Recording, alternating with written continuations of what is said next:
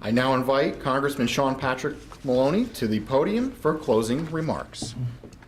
Well, thank you all so much for the opportunity to appear before you again. You know, when you get elected to this job, you've given a bunch of speeches and you've said a bunch of things, but after you've done it for a while, you have a record.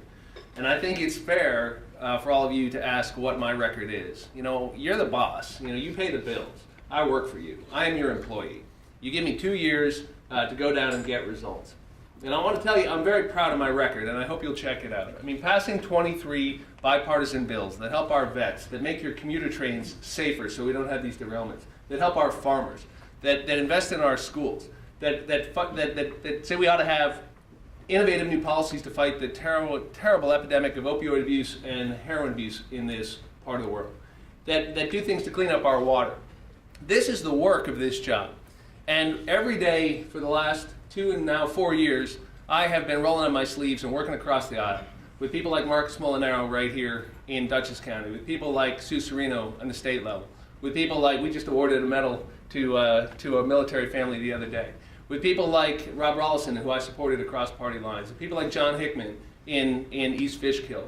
And working with people across party lines, we've helped 3,500 people out of my district office in the time that I've been in Congress. 800 of those families are military families, veterans. And there's $6 million in the pockets of those 3,500 families that wouldn't be there if we hadn't gotten involved. Disability claims that weren't getting heard, Social Security payments that weren't being made, little things like a passport in the face of a big trip. You know, we go to work every day to make a difference. And I want to keep doing this work. I'm very proud of the work we've been able to do together, but there's so much more we can do. We ought to have the most exciting economic economy we've ever had, and we can have it. We can have the best economic growth and the best economy we've ever had right here in the Hudson Valley. We need to do some smart things. We need to finish the job of cleaning up the Hudson River and getting the PCBs out forever. We need to invest in our infrastructure so we have good roads and bridges.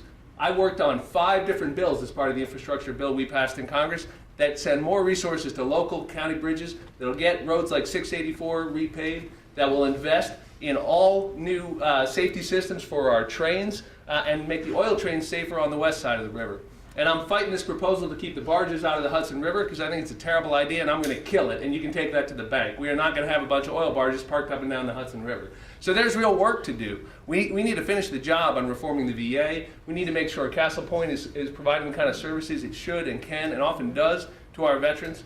And we can work together to make our country more fair for everyone so we can be more inclusive while we are also more prosperous.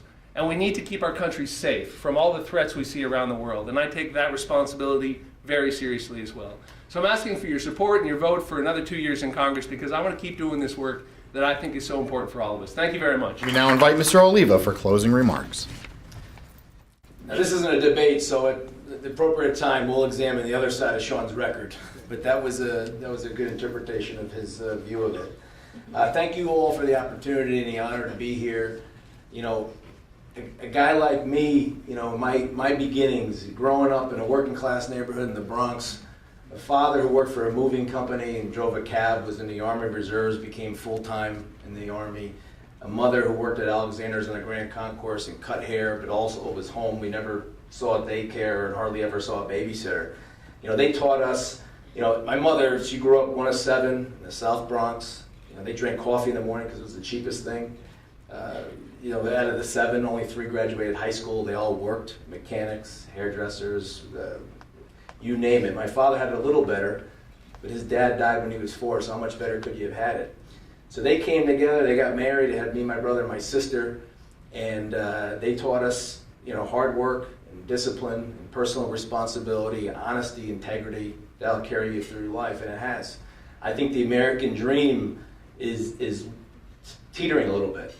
You know, when you're talking about a national debt that's doubled in the last 8 years, when you're talking about an economy that's breathing but it's not thriving, when you're talking about people in tears because they're getting their hours cut from 40 hours to 20 hours, when you're talking about college costs and how you're going to afford it, when you're talking about veterans, you know, the veteran in Long Island, 75 years old, mental health issue, went into a hospital, they denied him, he went into a car and shot himself in the head. This happened just 2 months ago.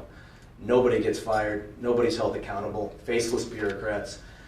I've never run for office before. I have over 20 years experience in the public and private sectors. I'm not looking to be a career politician. I frankly think they're part of the problem, both parties. I'm 43 years old. There's members in Congress who've been there longer than I've been alive. I said it publicly, I would term limit myself no more than 4 2-year terms, if that. You know, Sean in the room before this, he said, "You sure you want to do this?" And, you know, I tell you, anybody who's a candidate, you put yourself out there a lot. I'll never say it's a sacrifice, because the only people who really truly sacrifice, I believe, are the men and women in our uniform overseas and in our communities who risk their life.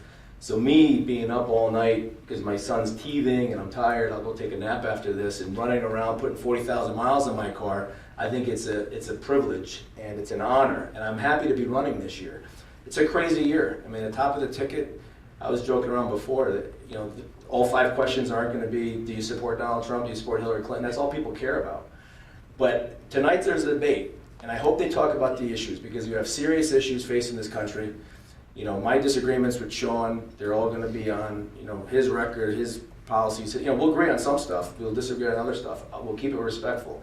Every year you say this is the ugliest, nastiest campaign. Well, I think we're seeing it at the presidential level. It's a shame. I urge you not to tune out. I urge you to investigate me, research me, contact me. And again, we have a few more weeks of this. Thank you all. God bless you, and thank you for the opportunity.